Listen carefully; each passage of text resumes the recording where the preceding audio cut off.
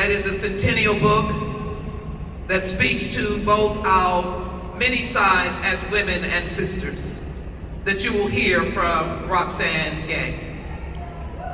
But I am also here because this is a time more than any other time that the Shirley Chisholm in you and the Barbara Jordan in you and the Gloria Steinem in you and your mother in you and your grandmother in you must rise up, and you must rise up. For my sisters, you have done much, but there is more to do, and we cannot stop now. The Kansas voters that no one ever expected would raise their voices, and they said no. Don't remove our rights to reproductive freedom. This must be a wave across America mixed in with the dignity of human rights and women's rights and the dignity of our children and the dignity of our lives. LGBTQ+, all of our lives are equal and deserving of dignity. So let me give you the words of a feminist, Kimberly Crenshaw. It is not about supplication. It is about power.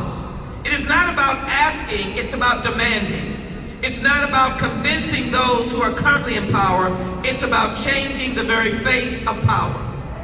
My message: we have done much, but there's more to do, and we can't stop now. We must educate and activate. Each of you must go home to develop this wave of voting people who have an understanding of their values. I won't push on you that I am a strong Democrat and a progressive and the vice chair of the Conventional Progressive Caucus, but I'll push on you my values, that I believe that this country that was created for a more perfect union in the Constitution should not deny my dignity, should not strip from me my constitutional right of reproductive freedom. I should not be bending over the casket of a little baby in Uvalde because something in the minds of people who are public servants and lawmakers cannot ban assault weapons, cannot have waiting periods, cannot have storage laws, and I am losing my children. I will not take it. I cannot let my teachers leave their jobs. I must lift up teachers so to know that their job is a job that is made in America. They cannot be bullied. Children cannot be bullied. I must write legislation, and I must help our families that children can go to school safely and teachers can teach. And I can honor those teachers because they teach. So we have done a lot, but we have much more to do, and we can't stop now. Andrea Lloyd, a feminist, said, in the cause of silence, each of us draws the face of her own fear of contempt, of censure, or some judgment, or recognition, or challenge, of annihilation. But most of all, I think we fear the visibility without which we could not truly live. And that visibility which makes us most vulnerable is that which is also the source of our greatest strength. Do not be afraid of being seen and heard in your community. Do not be fearful. Do not be silent. Do not have someone tell you, I've heard it already. I don't want to hear it again. Because as I said, oh yes, we've done much. We've had the Women's March.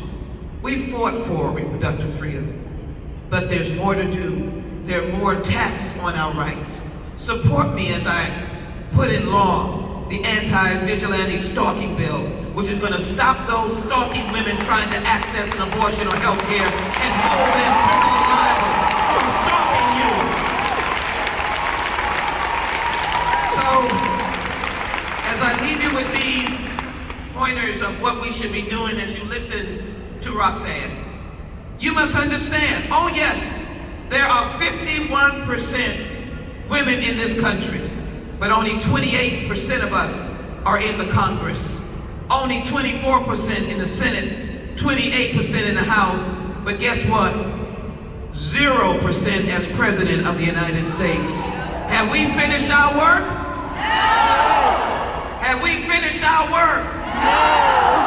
And the only way I can get you to move that power and to be able to take the words of Shirley Chisholm that said, if there's not a seat at the table, then you bring a chair and sit down at that table.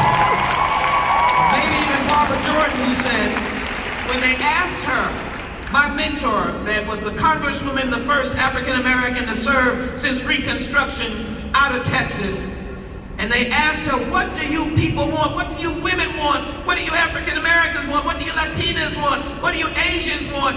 What do you want? What our Anglo sisters want? And she looked at them and said, we want the promise of America. And so you are here today as you listen to all of these dynamic speakers, as the Women's March presents you with this opportunity for fellowship and networking. It is not for you just to have sisterhood and build your feminism. It is for you to get out on the road, to go home, and to do like the Kansas voters did. They spoke, and we heard them around the world. You need to speak and be heard around the world.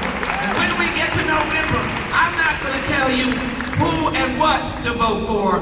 I'm not going to say party. You know what I am. But what I am going to say, what are your values? What are your values? What are you going to vote for? Our children being safe in school. You'll unshackle you from taking away your reproductive rights and instilling the Constitution, your freedom of speech, your right to due process, and your right to a criminal justice system that treats you and your family with dignity. That is among the many things that we must fight for. And I leave you with this. We are sisters, are we not? We are sisters, are we not? We are sisters, are we not? And if we are sisters and you link arms, stand up on your feet, because I want to see if you're sisters. Stand up on your feet. And I'm going to show you as I go to my seat that what we're going to do when we go to our respective homes, we're going to walk, we're going to march, we're going to be heard, we will not be silent, we will not be fearful, we will fight for what is right for those who cannot fight for themselves. And I hope when you go, you remember the cause that I'm fighting for, and that is to free Brittney Griner. I hope you will vote on it to free Brittney Griner.